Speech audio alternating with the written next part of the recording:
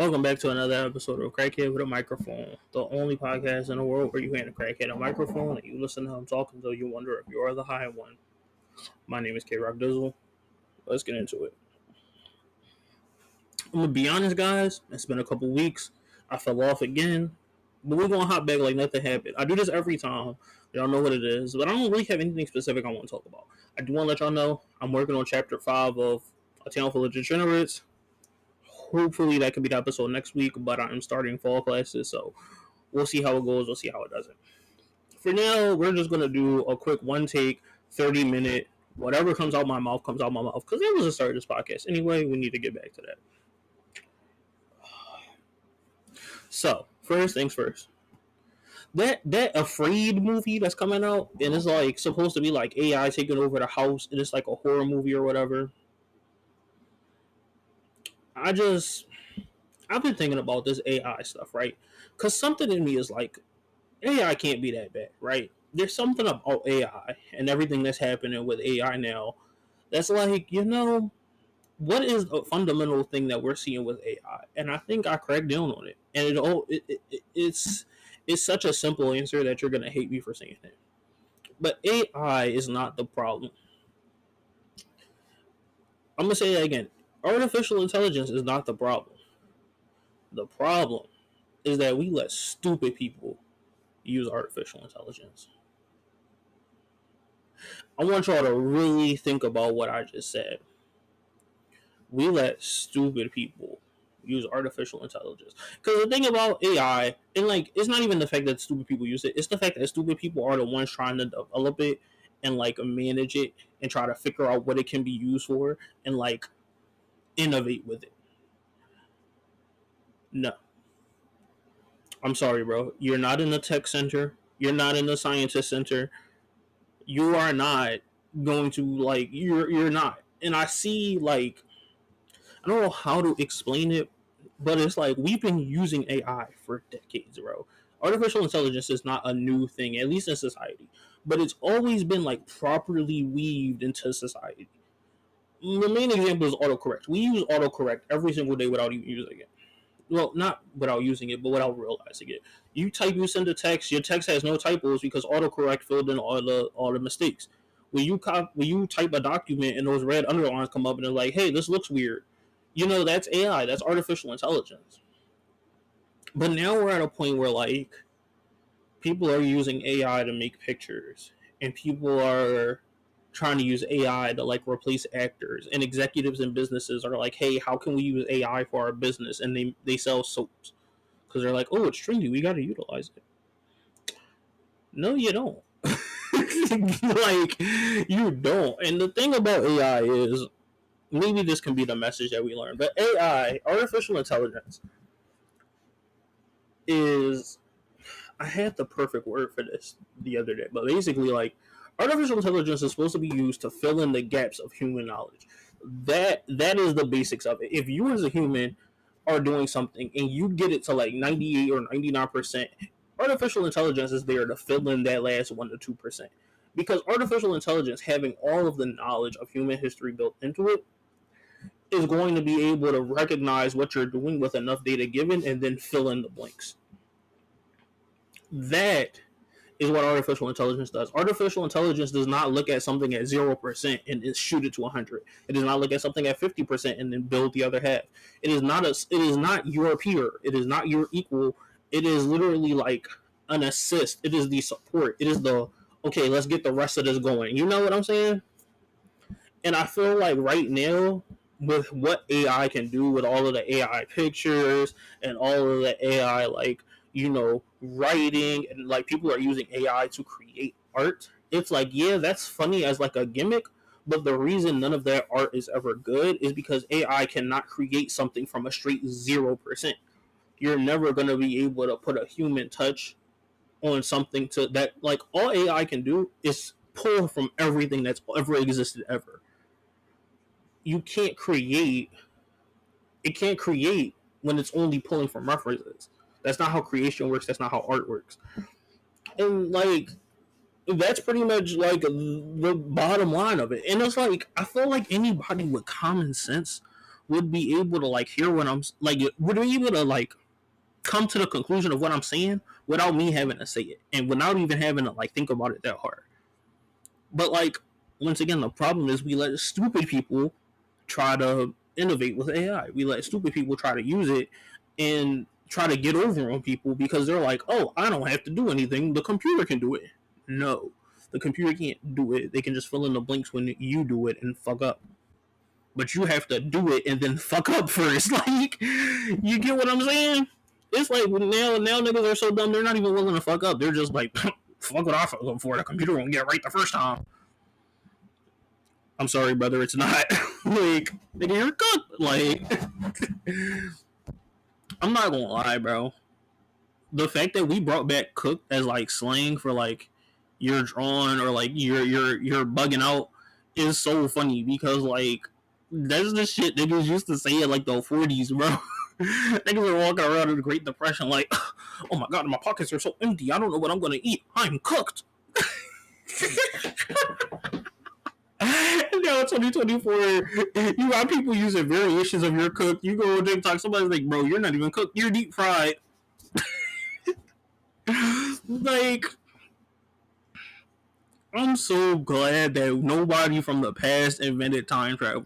Because if somebody from the past traveled to post 2020 America, they'd have like they'd bug out. Dare I say, they'd crash out. Yeah, they crash out. Oh man, don't mind my hair. I gotta get my hair done. I'm gonna get in the shower and like work with it, but I gotta get my twist back. So right now my drawing look like I feel like it don't even look bad. It just be the random strands that like pop out and don't want to stay near my head. Like if these like strands that just stuck up just went back, it'd be like a nice little like natural grown curly top situation. It's a flying hair, pissing me off. But you know, I just think the slang is so funny. Trying to keep up with Gen Alpha and Gen Z. I'm Gen Z and I can't keep up sometimes. I'm like, what the fuck are you guys talking about? I think like there just isn't any of that. Yo, do y'all think Cat was bugging in the story I wrote? Like, cause my man's listened to it, and as they were, cause I was there, like we were listening to it in the whip. I was like, Amelia was like, yo, why is she spazzing like this? Why is she going crazy like this? And I'm like, hey, yo, like that's just how shorties be. Like, I feel like writing that story is so like it's so interesting because it's really like a true reflection of like the human interactions I've had in my life. Like obviously characters named Ron because it's based on me. Like that's really like that there's not a lot of subtlety in the shit that I there's really not. So I'm sorry for all those like subtext people. I'm not gonna be those type authors who are like you can annotate my shit in school. My shit is very bare bones to the point, quick. I'm writing this. I'm trying to make the story like no more than 12 chapters, but that's not here or there. But I definitely feel like writing this story and having like the three main antagonists I'm dealing with, Matt, Elizabeth, and Kat, are very like they all kind of fit perfectly into like the three categories of people I've met and had to interact with in life. Not like people I've met and then like chose to interact with, or like sometimes I did choose to interact with them because I didn't know what was happening. But like I think when I was in school, like just from like middle school up through like the college, the first time I went to college, and now I'm in like community college now, and I'm even in community college now. I'm still getting semblances of the types of people that I write about in my story. Like I can incorporate some of the interactions I have in my current, school, my community college, and they'll translate into the story I'm writing, which kind of bugs me in a way because I definitely when I started the story it was definitely supposed to be a one and done beginning, middle, and end situation. But I feel like just with between all the stuff I've done going through in school, all the stuff I'm going through at work, all the stuff I go through now, like I feel like I kind of like, part of me is debating making this like an ongoing thing where the story really never ends, but there's only so many ways you can like go with these three characters, and I don't know how many more characters I want to like create for this story, or this like, I don't know if it will be a franchise, but definitely whatever this is, I don't know if I want to create more characters. Or I think what I might just do is I might stick to doing a one shot beginning, middle, and end. And then like if I really want to go back into this world that I've created, because I am proud of this world that I am creating. Like, it's really engaging. I go back and read my stuff and I'm like, oh my god, like this is real. Like sometimes it's like, oh, it's cringy, but sometimes it's like, oh my god, this is really engaging stuff. Like I like the way the like a lot of the characters have dialogue. I like that these characters don't really feel like me talking to myself. Like I go back and read this stuff, even though I wrote it, and it's like, wow, this is a genuine like conversation between two characters. And the fact that people listen to it and they're like, it's not why did you write it like this, it's why are they acting like this. Like the story is so good that it's attaching to them in that way. Like that's something I'm proud of. I don't think I've ever really been able to write something like that. As long as I've been writing, I've never really wrote something like to that degree. The stuff I have written, I didn't really share.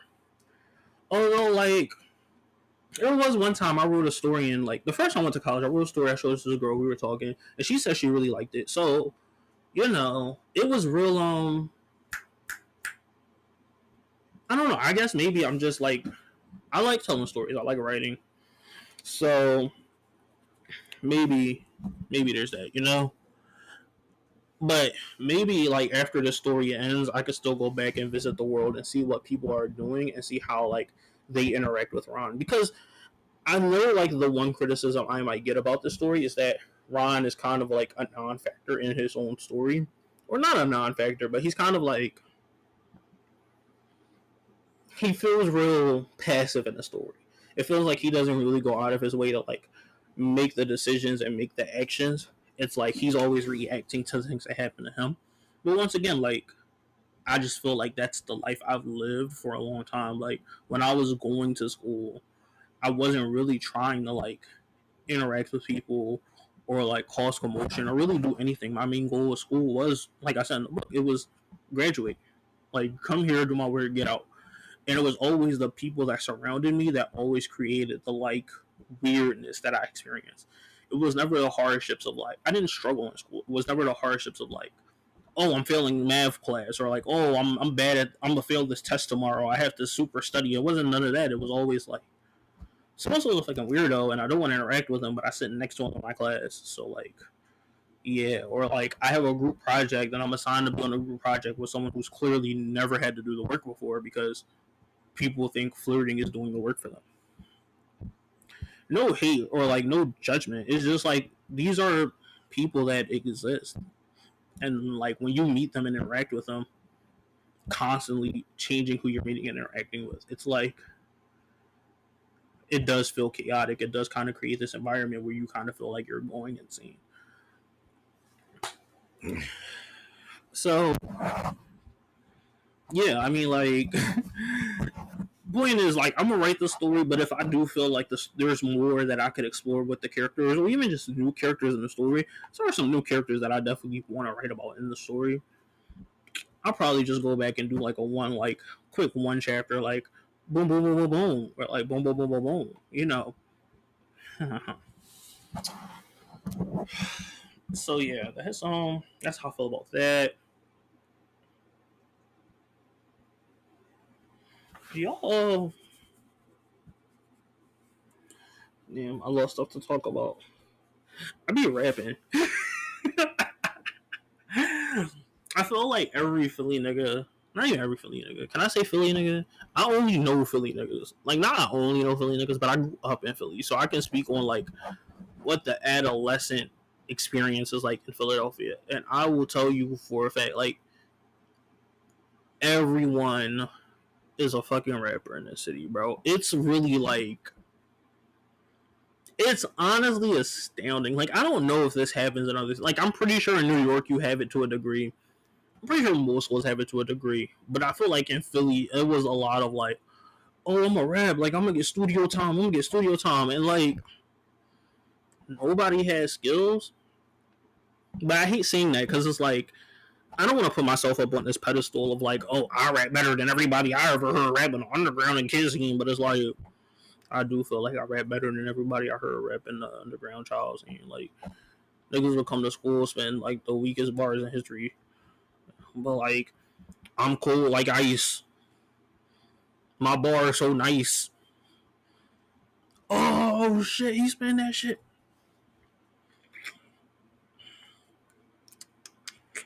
Are you now? Are you really spitting that shit? Because you're spitting some shit. Like that shit was ass. Nah, but like, I don't know. I've definitely like I feel like I've written enough songs that I could make a project, but I don't really want to make a project. But I kind of want to make a project, but I need the money to fund paying for the beats to make the project. Like, there's a, I think I might make a project.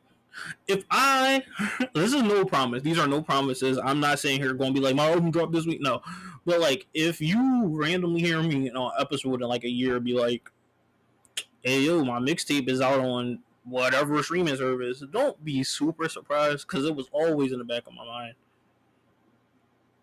But you know,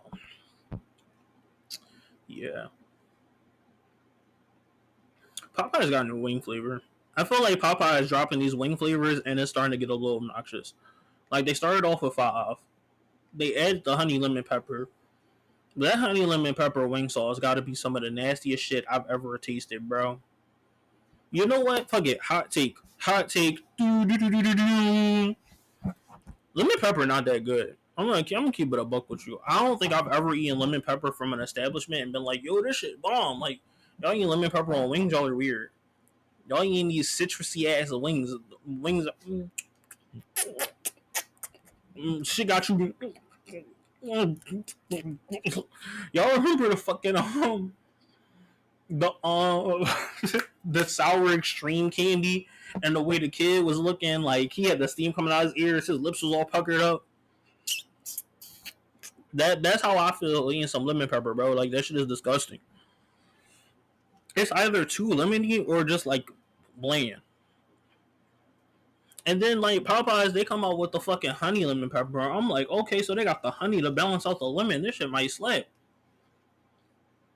Slap my fucking taste buds in the next week. That's what the fuck it slapped. That shit was not good, bro. I bro, feel like I got hit by a fucking stray fist. Just like damn sourness. You know how much lemon you gotta. This is the fuck part, right? The base of the sauce is honey. You know how much lemon you gotta put into some honey to not taste the fucking honey no more? It's crazy. It's ridiculous. I genuinely do not understand how they pull that one off. Because how the fuck? you, you are some sick motherfuckers over at Popeyes, bro. I'll tell you that. Now they got this sweet smoky chipotle out. That shit about to be all sweet, no chipotle. So you know, if I get on here next week talk about that new Wingstop, like y'all were they 5 for 5? No, they were like 4 for 5. What was it? It was garlic parmesan, honey barbecue, signature hot, the sweet and spicy, and the bland. And I don't like garlic parmesan. So they were operating at a 4 out of 5. 4 out of 5 is solid. Can't beat that. 4 out of maybe 3 out of 4, because like it's a plain wing, but like we'll call it 4 out of 5 for simplicity. Y'all were operating at a 4 out of 5. Y'all added another one. Now y'all at 4 out of 6. Now you at 2/3. This is a 67% success rate. It's always the fucked up alliteration. Like everyone's like, oh, can you do tongue twisters? You can't do on the fly tongue twisters. That's the problem. You can practice Peter Piper picked a pack of pickled peppers. You can practice that shit. A pack of pickled peppers Peter Piper picked.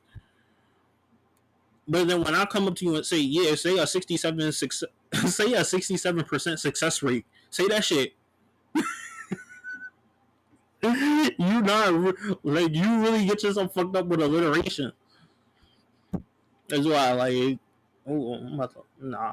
But yeah, like that might be the new Sally had a 67. Sally, Sally sucked. No, Sally suckered a 67%. Ooh, Sally suckered a 67% success rate. Yeah, I ain't saying that shit no more.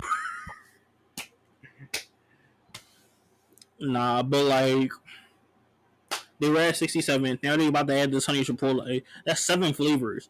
They only add like, come on now, just give it up. But you know, I'm a big dude. I'm gonna try it.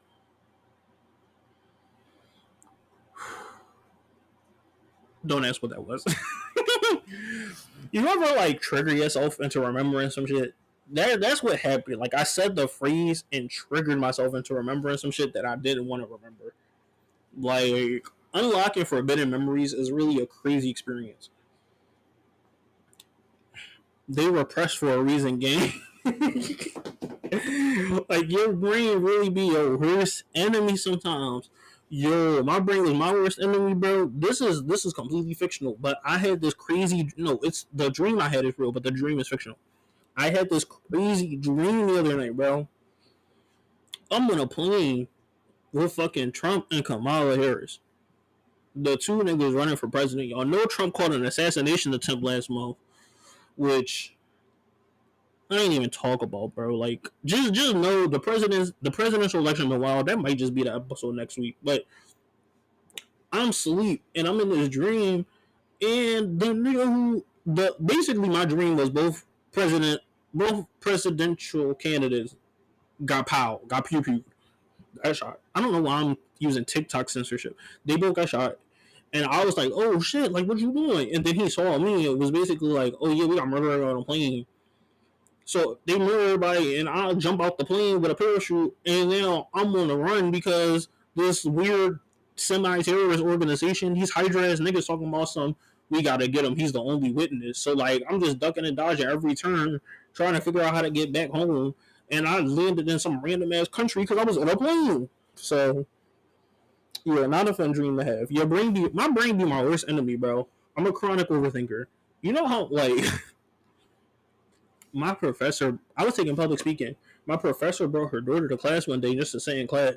My dumb ass saw the daughter walking because I was in the classroom early, so I got there before the teacher.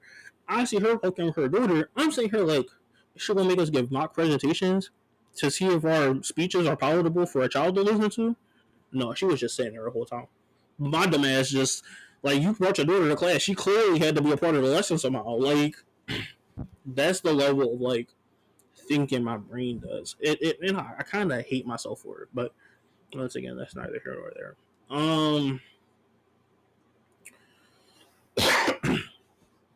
Damn, it's been 23 minutes. I just been straight yapping. I'm doing good.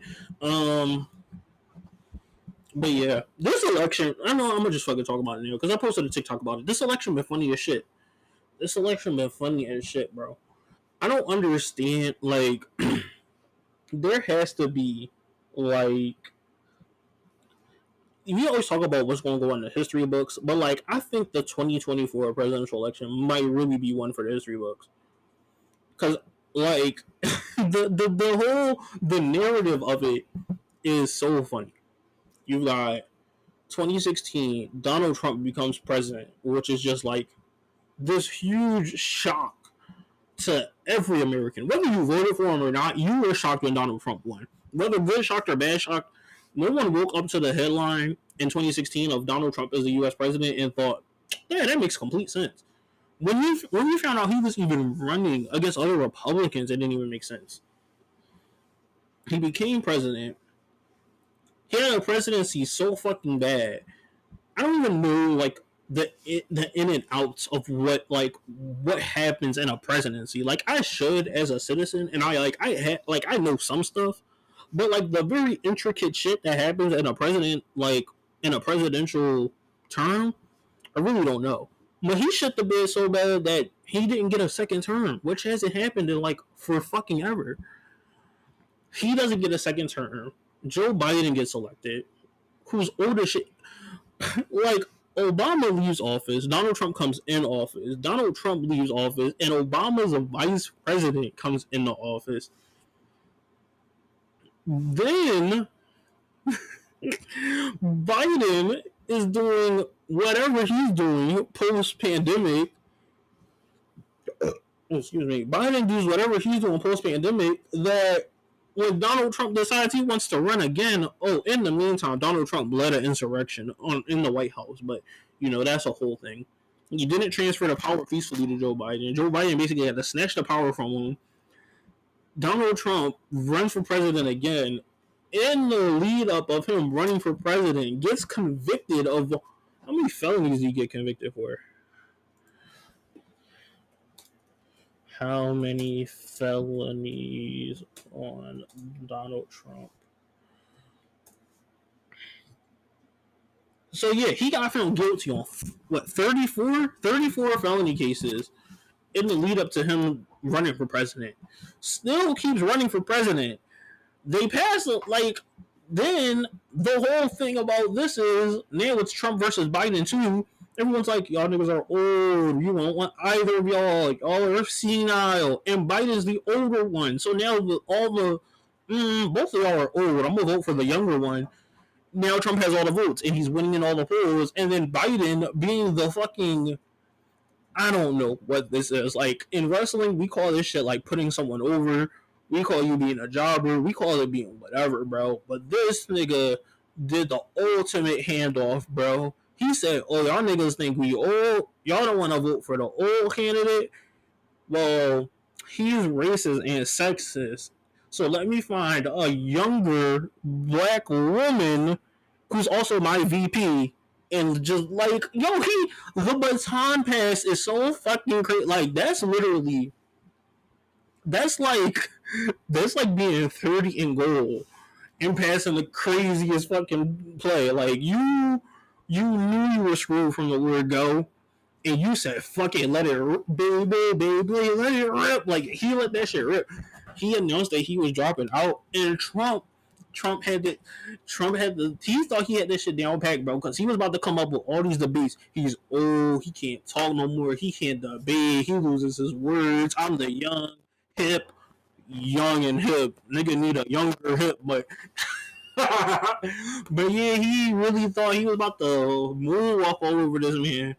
Kamala comes in and this nigga Trump is pulling out of debates and shit. Then the fucking RNC and DNC happens, and I already posted my video. Lil Jon came out of the Democratic National Convention, bro. They got Lil Jon and they playing Wiz Khalifa. It's a fucking party at the DNC. Meanwhile, the RNC is filled with a bunch of, I don't want to be too mean, but the RNC look like the fucking evil niggas from the Hunger Games movies. Like, they all just old and boring.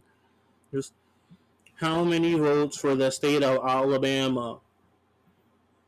The state of Alabama cast all its votes for Donald J. Trump.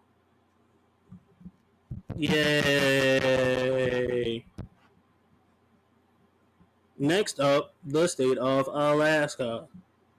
The state of Alaska cast all its votes for Donald J. Trump. Woo! What type of innocent Tea Party old people shit is this? I don't get how every election cycle is, how do we appeal to young voters? How do we appeal to young voters? We need to appeal to the young voters to join our party. And their plan was have little to no energy whatsoever and let the DNC pull out Lil Jon and play turn down for what? Everybody under the age of 25 just immediately went blue. Not even on politics. Not even on policy, bro. They heard turn down for what and said, yeah. And I'm gonna be honest, bro. I'll be on YouTube Shorts. I'll be on YouTube. I'll be on streamers. I haven't seen a single commercial for Donald Trump on YouTube. I've seen fucking brain rot ads with Subway Surfers underneath and Kamala Harris campaigning on the top. God damn it! Any 17-year-old turning 18 this year, he don't give no fucks about Trump. And then to top it all off, at some point in all this, Trump said that Mexicans are taking all the black jobs. Like, please, someone in like 20 years, please make a movie about this election and just name it 2024. I'll see it. I promise you. Damn, that 30 minutes went by quick. Anyway, thank you for listening to another episode of Crackhead with a Microphone. If you like the episode, leave a like, subscribe. I'll see y'all with the next one. Peace.